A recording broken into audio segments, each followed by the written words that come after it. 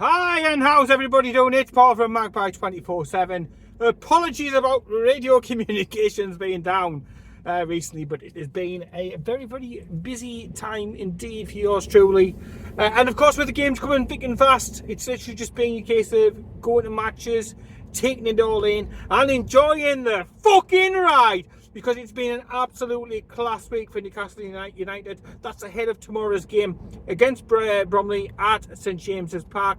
Looking forward to that. We're actually speaking to one of their players as well. That's going to be coming on the channel soon, talking about their experiences, the big dates, their cup final. It's a local lad coming back to St James's Park. There's a little bit of a hint, a little bit of a clue here. That's coming on Magpie 24/7 very, very shortly. So just a bit of a heads up about that. But yeah, it's been another fantastic week, hasn't it, for Newcastle United? Let's face it. Fuck a duck. It has been such a whirlwind, and considering, you know, at one point in the season, it was teetering. We were like, you know, is this going to be a car crash? Is it going to be another write-off season? And, you know, since the Brentford game, the lads came together. A few home truths were spoken about. Eddie Howe has come out and said that, you know, he had every single one of the first team in for one-to-one meetings to discuss what they were doing well and what they weren't doing well. You know, no punches pulled, and that's the way it's needed to be. And since then, and you know, since that frank assessment, because you know things weren't great, that result was a kick in the knack, especially second half. To be honest, you know, we've turned it around, haven't we? Been such an amazing run. We've beaten all types of opposition as well. You can't say it's all, you know, bottom feeding clubs, mid-table clubs, you know, teams with nothing to play with. Like, you know, everybody's had something on the line. Some need to beat us, and then we've also played the top teams, and the top teams have not been able to handle us. And long may that continue. Isaac in absolutely pure red hot form, but the entire team is, you know, all 8 or 9 out of 10ers. Isaac has been absolutely fucking phenomenal, you know, phenomenal. Lewis Hall, fantastic. Dan Burn, I've said it before in previous videos, I'll keep saying it. It has to be a contender for player of the season, because he's been that damn good. Now I want to try and get this video done before the rest of the light goes, because again today has been another absolutely chaotic day, but it's just how it's going at the moment. But yeah, across the park, Tonali, I mean, I think has been fantastic.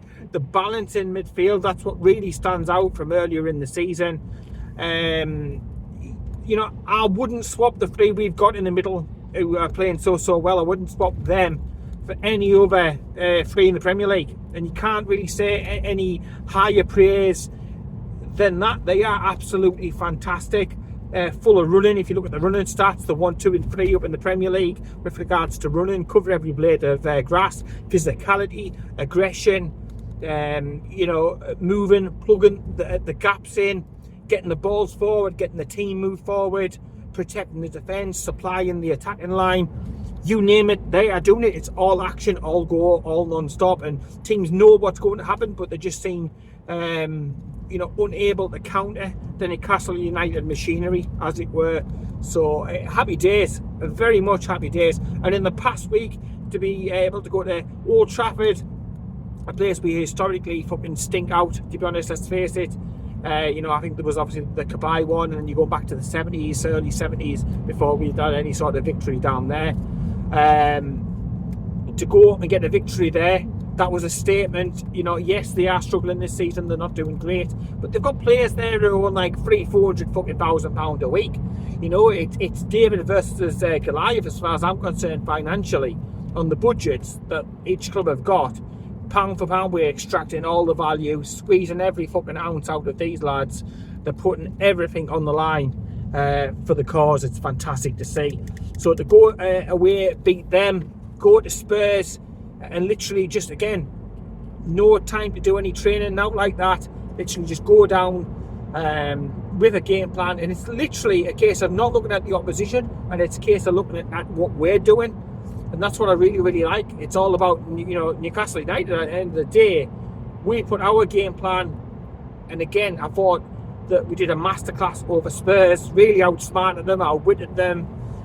You know, call it what you may. We also responded to a little bit of a setback early on. It showed again a different side of the game, another another string to the bow, as it were. Coming back from an early goal, a Pooh wanted to concede. We had to throw, Botman into the mix and so on because of suspension. But we got the victory. And again, you've seen us climbing up the table. We were 12th or something, weren't we, at one point? Heading up and pushing up towards the Champions League places now. Top 5 this season. Most likely going to get a Champions League berth, you would think, of this one. And Newcastle United continuing to do the business. You're then going in and going again, and you're heading back to North London. You're heading back to I nearly said Highbury, but the Emirates, and to go there, they haven't lost since I think it was like April last year, since they had a home defeat. I think that was against Villa. And to go there, and we again executed the game plan. It was like 2 different games rolled up into one. First half, we took it to them. We took the Newcastle United approach to them on the maximum, put our DNA, put our stamp on the match, and got into the lead. Started the second, we nudged further ahead with Gordon. And Gordon, it must be great playing around Isaac, because you just always know there's a great chance that he's going to actually do what needs to be done. He'll pull the rabbit out of the hat. That's what he did. Second goal, and that's major. And we had chances in the game to make it even better, possibly adding a third goal and a little bit more gloss onto the whole event. Apologies, as I'm just having to drive at the same bloody time. Multitasking, and the missus says I can't multitask. I can bloody multitask. But yeah, gets to the second half. We're struggling with injuries. We're struggling with fatigue. But again, the players, the likes of Sandro Tonali, what an engine he's got. What a fucking engine, and what a player we missed for those 10 months. But, we get through it, we rotate, 5-5-0, whatever you want to call it. I don't give an absolute fucking rat's ass, if I'm being honest. It's a 2-0 victory, and at half-time in the semi-final first leg, we have got 1 foot in the final. It's now about, back to the league, back to the FA Cup, and then looking at that further down the line in a month's time. Strange scheduling, if you ask me. But I can't wait for that second leg at St James's Park, under the lights, the atmosphere, and the possibility to get to the final. The first goal will be massive, there's no doubt about it. Arsenal fans still giving it all Billy fucking big bollocks. Still reckoning they're going to absolutely smash us, turn it around, take Isaac, probably try and fucking take Bruno too. Honestly, they're literally smacked off the tits with self-entitlement. They really, really are. I thought Eddie Howe after the game spoke very eloquently. There was no team photo put out after the game because it's only half-time in the tie. Classy, classy, classy. He's micromanaging. He outsmarted, he outfought, he outmaneuvered Mikel Arteta, I thought, throughout that game. Again, he's thrown his toys out the fucking pram. The ball isn't fucking round. The grass isn't green enough. Whatever the excuse is, you know that Arteta is going to come up with it, because he's literally trying to deflect away from his own inefficiencies. 750 million quid down the fucking shitter. And what has he absolutely got for it? Yes, sweet fuck all, a little bit of good football, and that's it. And the egos of some of these Arsenal fans, you're watching the AFT TV stuff, and it's car crash. It literally is car. I mean, I don't want to say that word whilst I'm out fucking driving, but it's car crash TV. It really, really is. Just the arrogance and the ignorance of,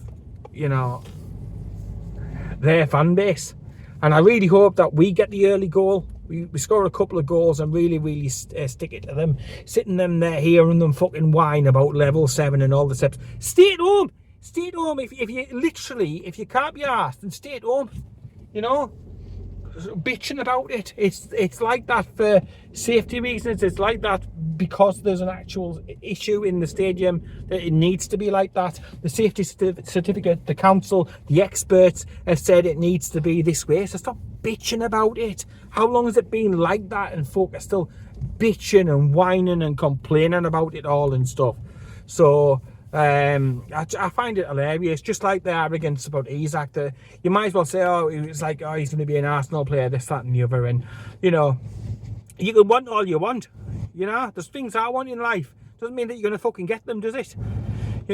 So they can want all they want, they can hope all they want, it was just so ironic, wasn't it, when Isaac scored that first goal against them, and then obviously Gordon doing the whole Thierry Henry goal celebrations just to rub salt into the wounds. But I hope we get the first goal. I hope we could score another couple against them, knock them out. There's no class. There's no class. It's just like the manager. You know, there's no class. There's no dignity from the manager, and the apple doesn't fall far from the the tree. So the fans have got the same sort of attitude. Heads up their own arses.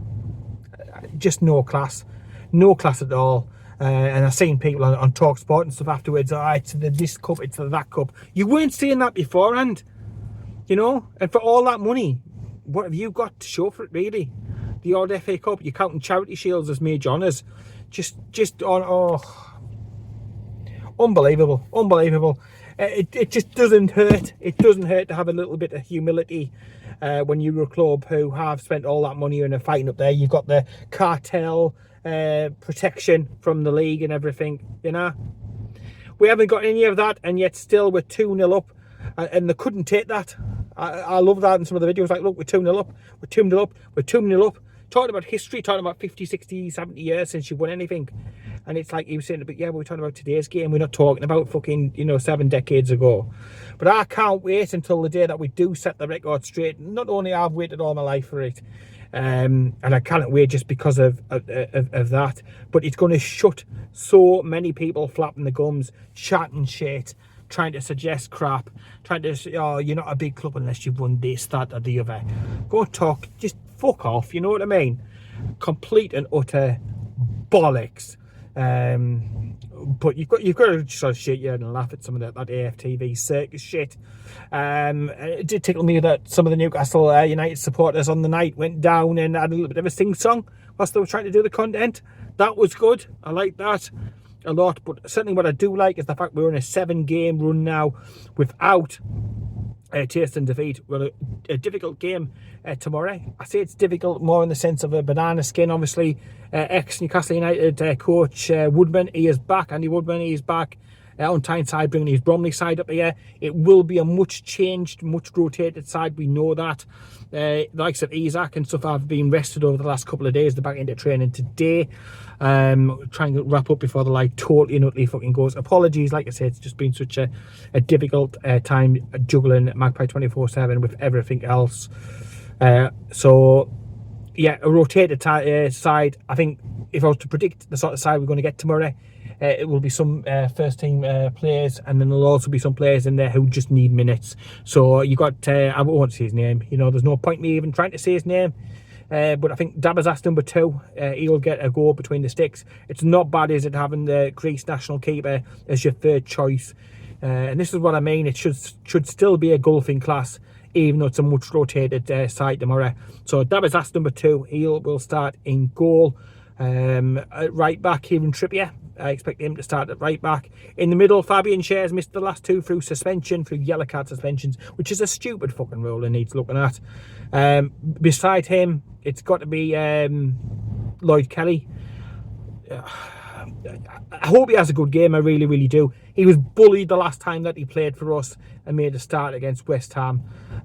He looked more like Lorraine Kelly as opposed to Lloyd Kelly. So hopefully he has a good game and gets a little bit of swagger, a little bit of confidence back flowing through his performance tomorrow. So Schär and Kelly at the back. Left back, I expect to see a rare outing for Matt Targett. I think Lewis Hall will get a very welcome rest during this game.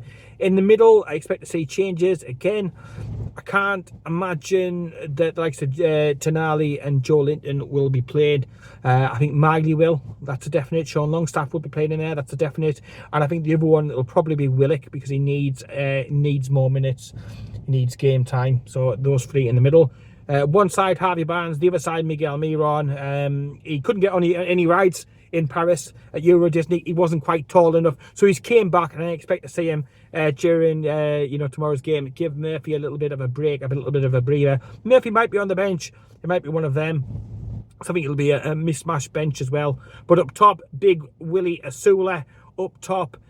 And I expect to see him score. I expect him to score, Barnes to score.